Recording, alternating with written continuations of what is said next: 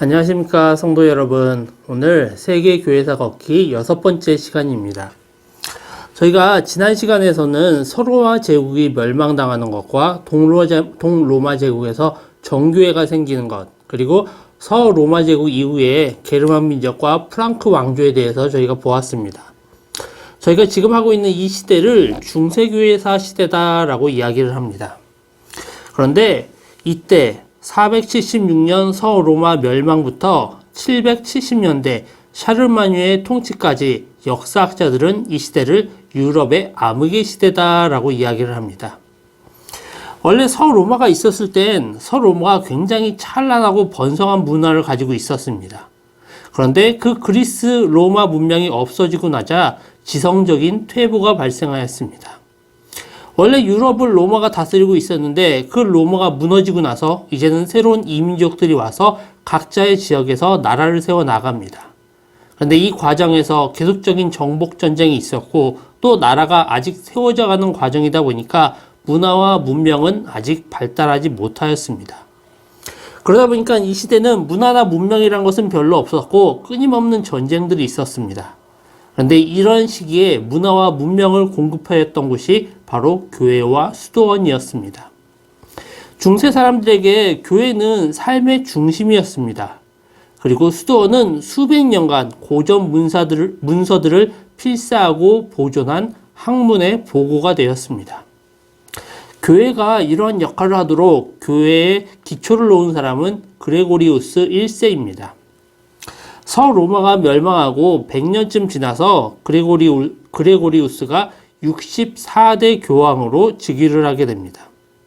그리고 그는 부서진 교회의 건물들을 수리하고 건축하였고 사제가 없는 곳에는 사제들을 세우고 감독을 임명하기도 하였습니다. 또 교회뿐만 아니라 그는 국가까지도 다스렸습니다. 그래서 로마의 적들과 평화조약을 맺고 평화의 시대가 오도록 하였습니다.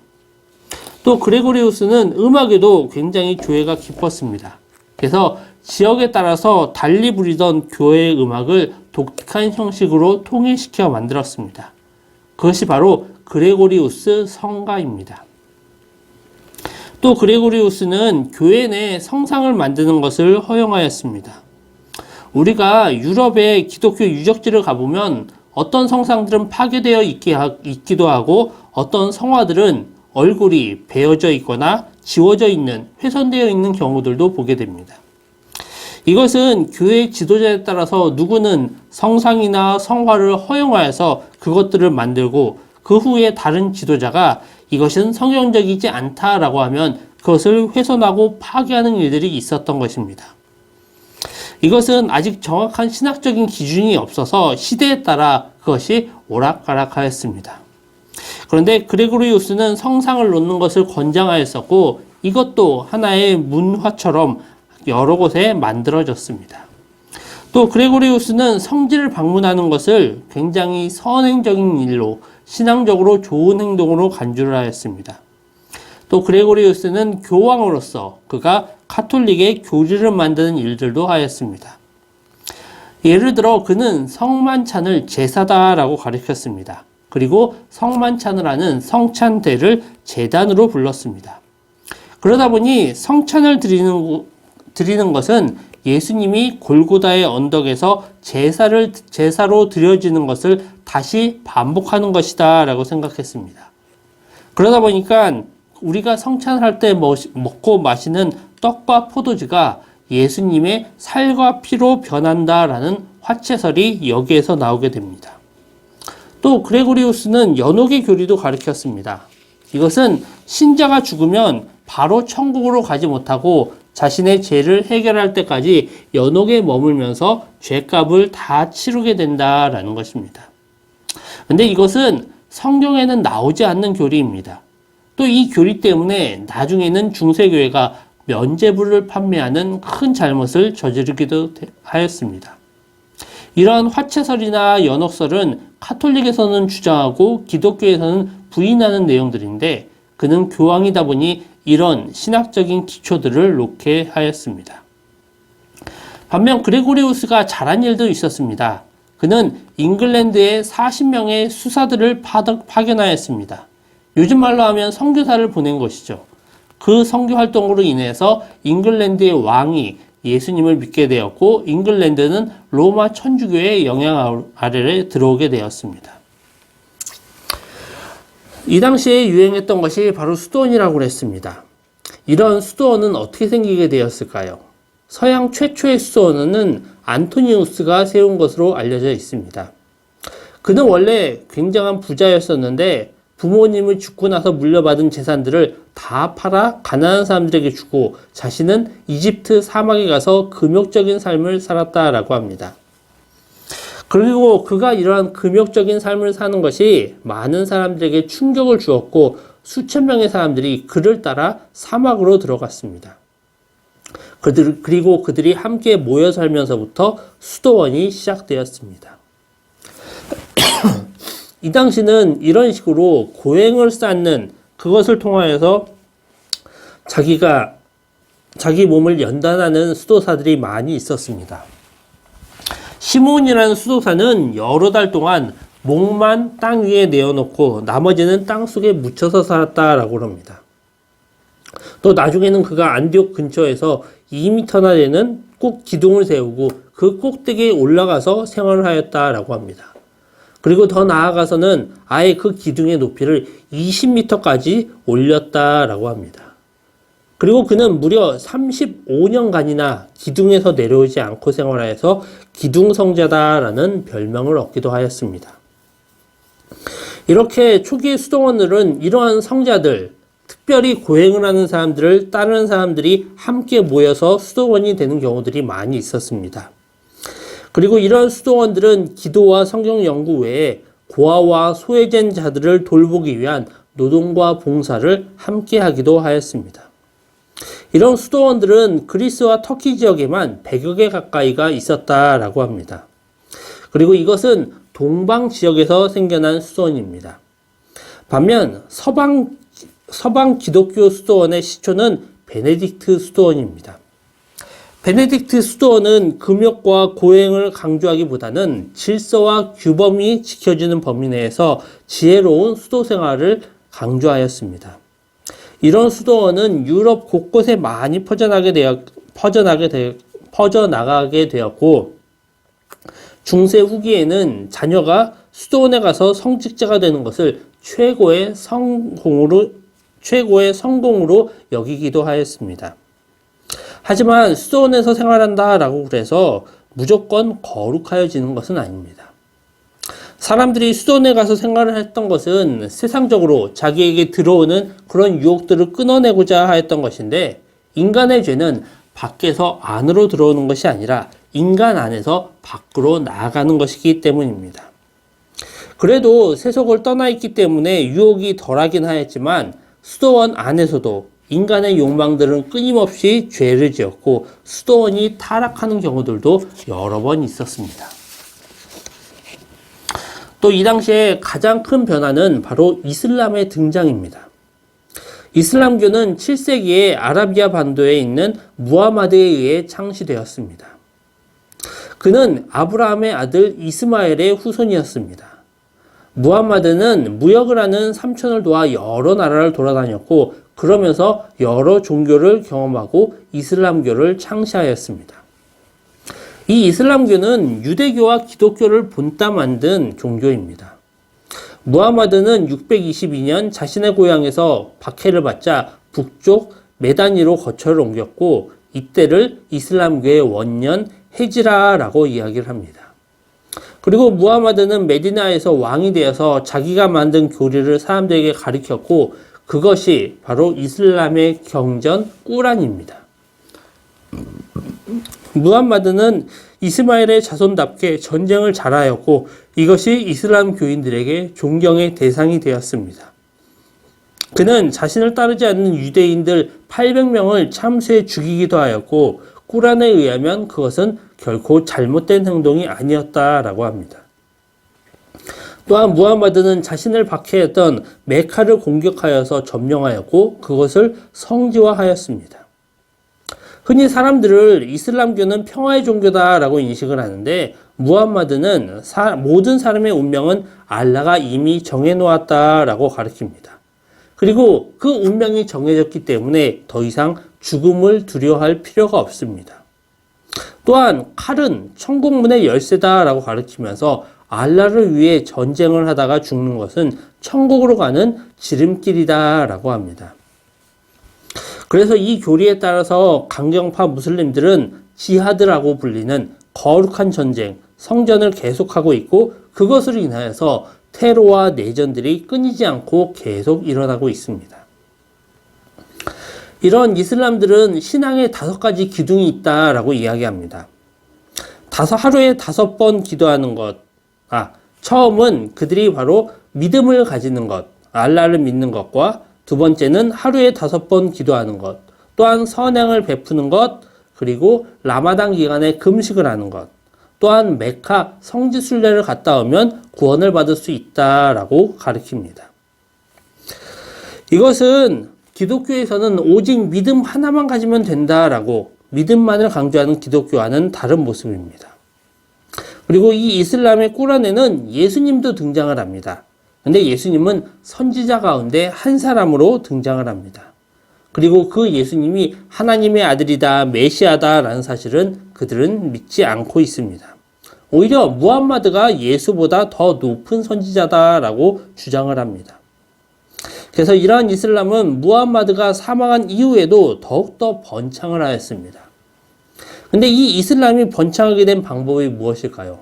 바로 전쟁입니다.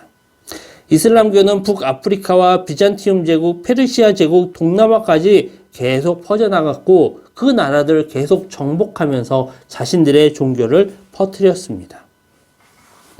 그러다 8세기에는 아프리카와 유럽을 잇는 지브랄터 해협을 건너서 스페인을 점령하였고 피렌체 산맥을 넘어서 프랑스 남부까지 진출을 하였습니다. 저희가 지난 시간에 본 마르텔 왕이 732년 투르와 푸아티에 사이에서 이슬람과의 전쟁에서 승리하였다라는 것을 보았습니다. 바로 그 전쟁을 통하여서 이슬람 세력이 유럽에 들어오는 것을 막아낼 수가 있었습니다. 지금 현재는 지구상 사람들 가운데 5명 가운데 1명이 무슬림이다라고 이야기합니다. 그리고 무슬림은 기본적으로 일부 다처제를 하고 자식들을 많이 낳기 때문에 그 증가세가 매우 무서울 정도입니다. 2070년에는 기독교의 인구보다 무슬림 인구가 더 많을 것이다 라는 주장들도 나오고 있습니다. 또 지금 이 시대에 유럽은 그들이 전쟁을 통한 무슬림화를 막아냈었는데 지금 이 시대에는 이민자들을 통하여서 유럽 전체가 무슬림화 되어가고 있습니다. 심지어 우리나라에도 이미 20만 명이 넘는 무슬림들이 있다라고 합니다. 아직은 그들 가운데 대부분들이 외국인들이지만 이들로 인해서 이슬람에 대한 문들이 점점 열리고 있는 것도 사실입니다. 이제는 저희가 이 시대에 유럽 국가들이 어떻게 형성이 되었고 그들이 어떻게 기독교화 되었는지를 살펴보겠습니다. 저희가 지난 시간에는 프랑크 민족의 크로비스 왕에 대해서 보았습니다. 이 프랑크 민족의 후예들이 바로 프랑스를 세운 사람들입니다. 오늘은 저희가 아일랜드에 대해서도 보려고 합니다. 아일랜드에 본격적으로 복음을 전한 사람은 패트릭입니다. 원래 그는 잉글랜드 출신이었는데 아일랜드와의 전쟁 중에 포로로 잡혀가게 됩니다. 16세에 포로로 잡혀간 패트릭은 6년 동안 그곳에서 노예로 돼지 기르는 일을 하였습니다. 그는 그 고난 가운데서 하나님 앞에 기도하였었고 어느 날 꿈에 자 보아라 배가 준비되었다라는 음성을 들었습니다. 그래서 그가 잠이 깨어서 바닷가에 가보니 정말로 그곳에 배가 있었고 그는 그 배를 타고 탈출하였다라고 합니다. 처음에 패트릭이 간 곳은 프랑스의 한 섬에 도착해서 수도원에서 생활을 했다라고 합니다. 근데 막상 그가 수도원에서 생활하고 나중에는 고향으로 돌아와서도 자신이 비참한 노예 생활을 한 아일랜드가 계속 생각이 났다라고 합니다. 결국 그는 어렵게 돌아온 고향을 떠나 다시 아일랜드에 들어갑니다. 그리고 그곳에서 30년간 복음을 전하면서 많은 교회를 세웠습니다. 그리고 435년에는 아일랜드의 주교가 되었다라고 합니다. 지금도 아일랜드와 아일랜드 사람들이 건너간 미국의 일부 지역에서는 성 패트릭 데이라고 해서 이 패트릭이 죽은 날을 공휴일로 정하여서 지키고 있습니다. 또 콜롬바라는 사람은 568년 스코틀랜드에 가서 선교를 하였습니다. 스코틀랜드의 아이오나 섬에 12명의 수도사들과 수도원을 만들어 복음을 전하였다라고 합니다. 그래서 아이오나 수도원의 수도사 아이다는 잉글랜드 북부에서 선교를 하였고 북잉글랜드에 복음을 전하였습니다. 또 잉글랜드 남쪽에서는 우리가 앞에서 본 그레고리우스가 파송한 40명의 수도사들이 복음을 전하였습니다. 이렇게 여러 지역에 여러 사람들이 와서 복음을 전하다 보니 잉글랜드의 북쪽에서는 토착 기독교가 발전을 하였었고 남쪽에서는 교황청의 지배를 받는 기독교가 함께 공존을 하였습니다. 그러다 잉글랜드 전체가 로마 교황청을 따르기로 결심하였었고 헨리 8세의 수장령이 발표되기 전까지는 로마 교회의 영향력 아래에 있었습니다. 또 650년 경우에는 라인강 하류 지역, 벨기에, 네덜란드, 독일 중북부 지역에도 복음이 전파되었습니다. 이것도 역시 한 명의 복음 사역자로부터 시작되었습니다. 프랑크 왕국에 살던 엘리기우스는 프랑스 북부 누아용 지역에 복음을 전하고 목사가 되었습니다. 그리고 이후에는 네덜란드 지역에 가서 복음을 전하였는데 막상 네덜란드에서는 별다른 열매가 없었다라고 합니다. 그 이후에 네덜란드에 들어온 사람은 아만두스인데 그도 열심히 복음을 전하여서 비포라는 회심자를 얻었다라고 합니다. 또 잉글랜드 선교사인 윌클리드와 월리 브로드는 네덜란드 중부 지역에 가서 복음을 전하였다라고 합니다. 그런데 막상 그들이 복음을 전할 때에도 큰 열매는 없었는데 나중에 시간이 지나고 보니 결국 네덜란드와 중부 내륙의 독일이 복음을 받아들이게 되었습니다. 또 이 시대의 복음 전파자 가운데 유명했던 사람이 보나티우스였습니다. 그는 독일의 작센 지역에 가서 복음을 전하였는데 이 지역 사람들은 천둥의 신 토르를 위해 참나무 아래에서 제사를 드리고 사람을 제물로 바쳤다라고 합니다. 보나티우스는 그것을 금지하였었고 사람들이 제사 드리던 거대한 나무를 베어버렸습니다. 그래서 그의 사진에는 도끼가 그렇게 함께 그려져 있습니다. 그런데 이렇게 복음이 전파된 유럽에서는 또다시 국가가 교회를 통제하는 일이 벌어졌습니다. 바로 사르마뉴 때문인데 그는 유럽을 통일해서 가장 넓은 땅을 다스린 왕이 되었습니다. 제가 처음에 시작할 때 그 서로마가 멸망되고 사르마뉴의 통치까지를 암흑시대다라고 그랬습니다. 바로 이 사르마뉴는 유럽 지역을 통일하였었고 800년에는 크리스마스 이브에 로마에 가서 교황에게 무릎을 꿇고 황제로 등극을 합니다. 그러고 나서는 그는 교회의 보호자를 자처하면서 도적들로부터 수도원을 지키고 교회를 보호하였습니다.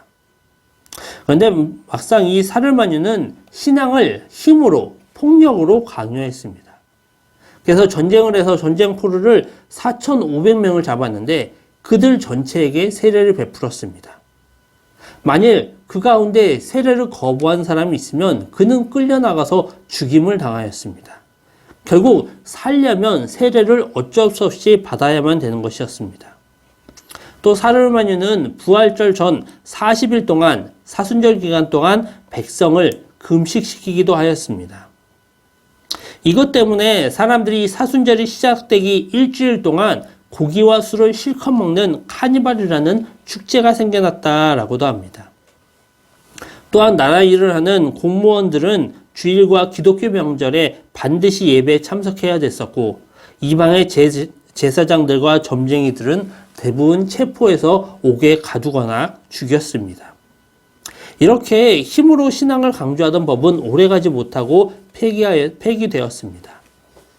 샤르마뉴는 좋은 일도 하였는데 그는 교회와 수도원에게 학교를 만들도록 하였습니다. 그리고 누구나 똑같이 교육받을 기회들을 제공하기도 하였습니다. 또 그는 라틴어 문자를 아름답게 만들어서 그 아름다운 글씨로 성경을 필사하기도 하였습니다. 그런데 이렇게 막강한 권력을 가지게 된 사르마뉴는 스스로를 교회의 지도자라고 생각하고 황제가 교회의 직분자들을 세우는 일까지도 하게 되었습니다. 교황 겔라시우스는 교회와 국가와의 관계를 태양과 달에 비교하였습니다. 그래서 달은 스스로 빛을 내지 못합니다. 태양이 빛을 비추면 그 빛을 통하여서 달이 빛나게 되는 것입니다. 그것처럼 이 교황은 국가도 교회의 은총을 받아야 된다라고 주장을 하였습니다.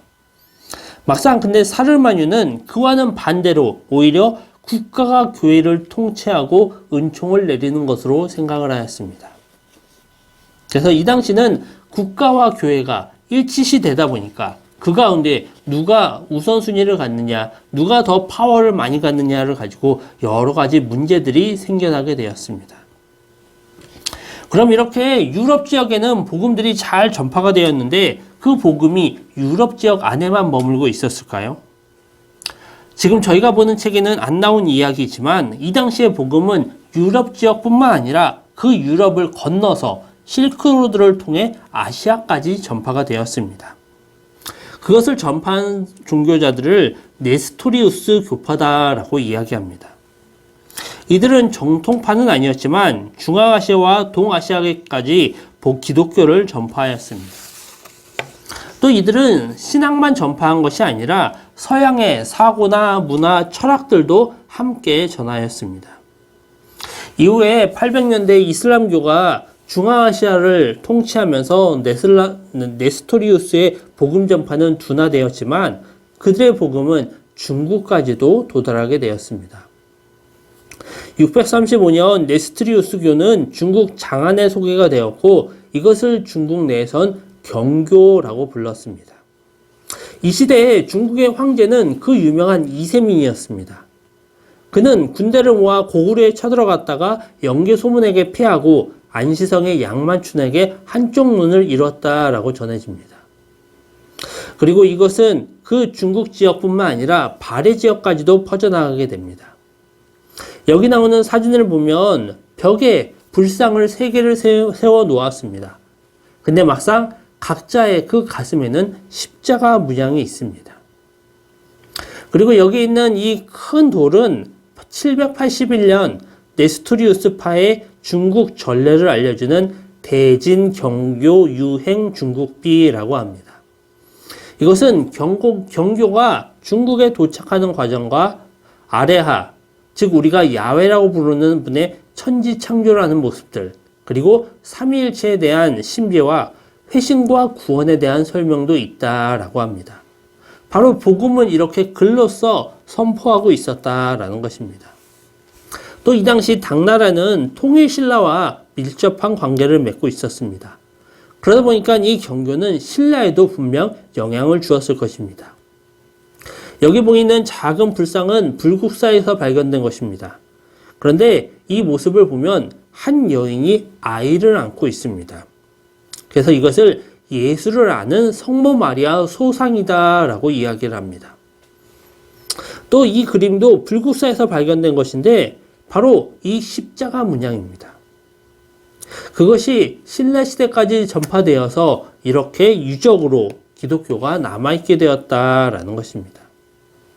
이렇게 복음은 유럽뿐만 아니라 아시아에게까지 통일신라까지 전파가 되었습니다. 그리고 그 복음을 지금 우리가 받아들여서 믿고 있다라는 것입니다. 오늘은 저희가 이 샤르마뉴아 그리고 중국의 경교가 전달된 과정까지 보도록 하겠습니다. 다음 시간에는 이렇게 온 유럽에 전파된 기독교가 비극적인 것들을 낳은 바로 십자군 전쟁에 대한 것을 살펴보도록 하겠습니다. 그리고 더불어 교회가 저질렀던 잘못들, 교회의 어두운 시대에 대해서도 저희가 살펴보겠습니다. 지금까지 시청해 주셔서 감사합니다.